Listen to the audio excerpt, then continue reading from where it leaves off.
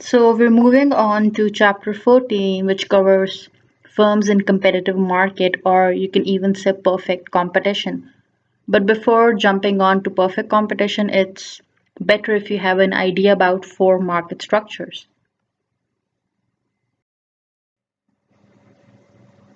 There are four types of market structures: perfect competition, monopolistic competition, oligopoly, and monopoly. Usually, everything you consume is produced from one of these markets. So, understanding market structures is very crucial because you need to know the difference how, let's suppose, one business is different from another, or one market is different from another. Let's say how a poultry business or how a dairy farm is different from an automobile industry.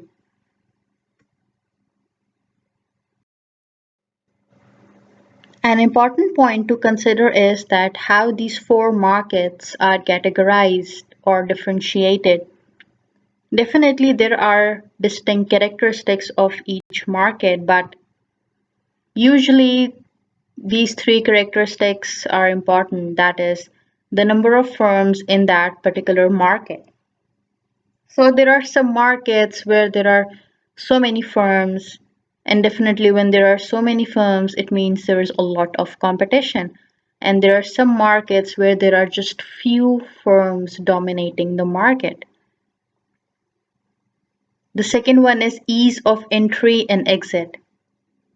So, usually, profits and losses are the main aspects to consider whether you want to enter a business or exit.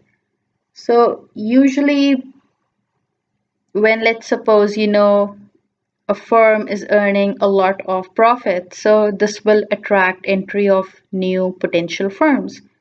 And in case you get to know any business is bearing losses, so this will lead to exit of the weaker firms.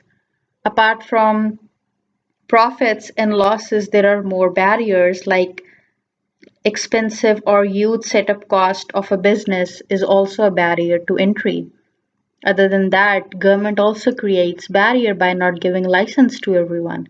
So usually when we say ease of entry and exit, it means that the setup cost is low and the government gives license and it's easier to entry.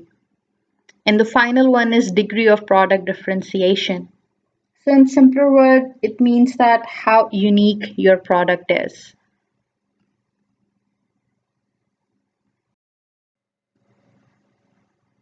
Let's begin with the characteristics of perfect competition. So the first one, numerous number of buyers and sellers. So when there are so many firms and so many buyers in a market, it means that you can't influence market price. For example, even if you as a firm decides to raise the price, then there are so many other firms selling at a lower price, so you don't have a good reason to charge a higher or even a lower price. So that's why we say that in perfect competition, you are a price taker, you're not a price maker because of large amount of buyers and sellers in the market.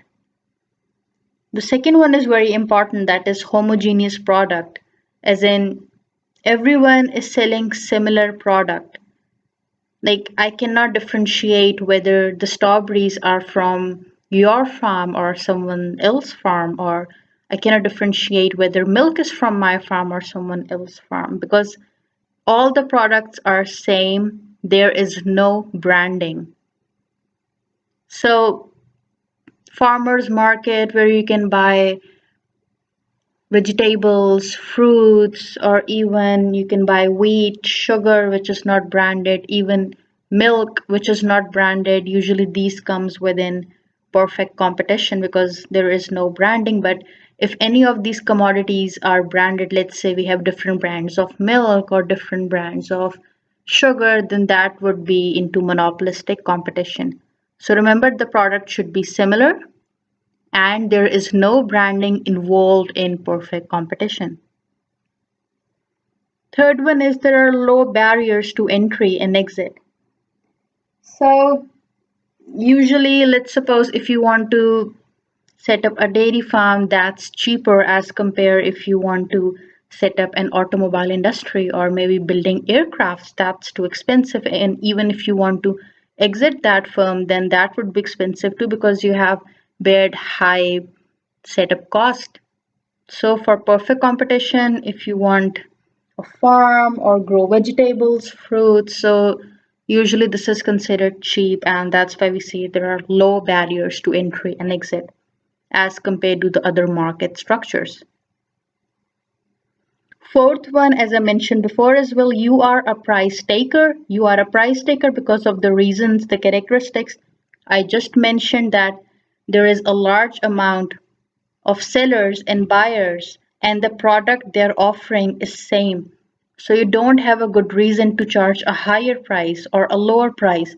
If you charge a lower price, then you won't be able to meet the demand because everyone would prefer your market. But if you increase the price, definitely there are so many buyers and sellers, so they know where to go. The fifth one is your demand curve is horizontal. It's not like a usual demand curve, which is downward sloping. It's horizontal. And it's horizontal because you are a price taker. Remember, you cannot increase or decrease prices. And we also assume that demand is equal to average revenue, which is equal to marginal revenue, which is equal to price. So there would be one curve, that is demand curve, which depicts these four variables. And the seventh one is sellers have no need to advertise. As I mentioned before, that there is no branding, there is no uniqueness in the product, so no one really advertise. So these are the important traits of perfect competition.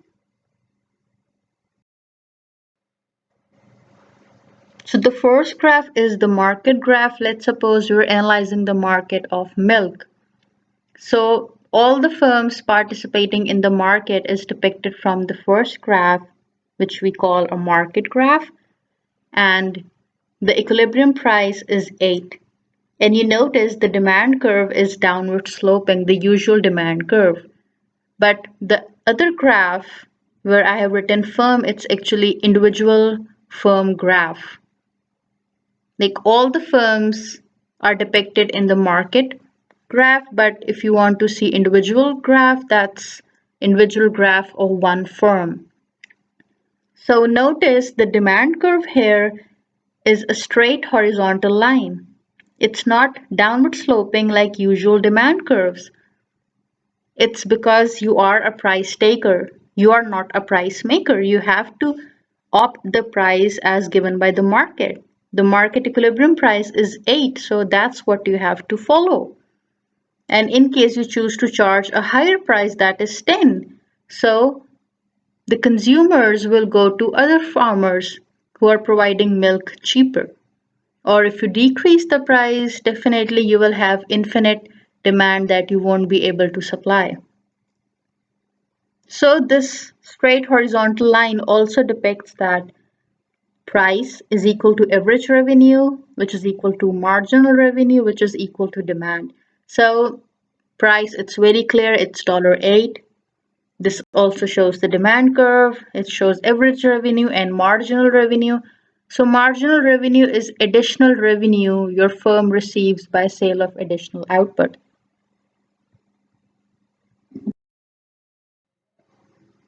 So before jumping on to the loss and profit case, it's important you first understand profit maximizing rule.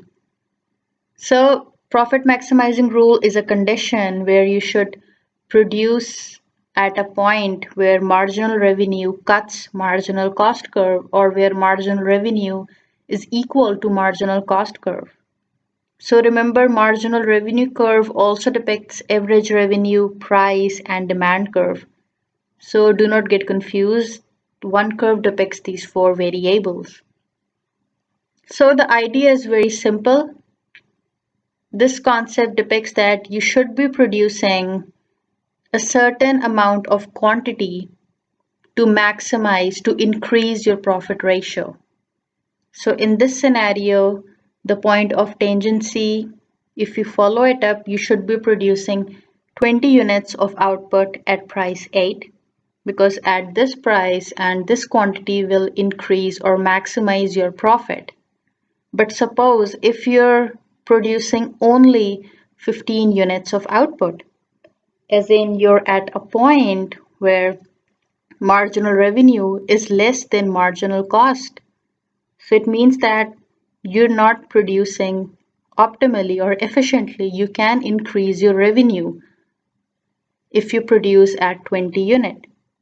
But suppose if you're at a point where marginal cost curve is greater than marginal revenue, as in at quantity 25, it means that you are decreasing your profit ratio and it's actually getting expensive, because you notice beyond quantity 20 your marginal cost, that is your additional cost of producing additional output, is increasing.